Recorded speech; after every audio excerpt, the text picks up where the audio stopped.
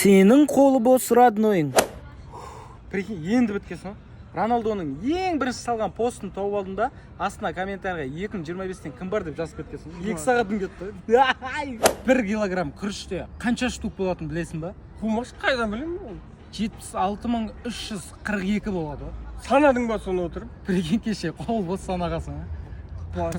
Алдыңғыны құм шекер санаған білмейсің өзі. Ол меймаш болды ол кезде. 8-де ерте тұрып алдым да, Каспий банкке звондаймын, менеджерлерге ше. Жұмаев, Нұрдәулет дегендер, танисыңдар ма деймін ғой, короче. Танымаймыз дейді. Қалай танымайсыңдар, сендердің клиенттерің ғой деп мазасын ағасы. Қайтардың ба? Қайтарғасың ғой, бәрі алдымен сөйтіп мазамды алады. Надо үйге барып мусор бар, шығарып тастайықшы. Ой, бос емессің бе?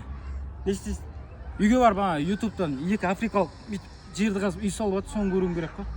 Бос емес екенсің, ол бітіруім керек, кеше бастап қойғам ғой. Ана жди меня дейтін бағдарлама бар ғой.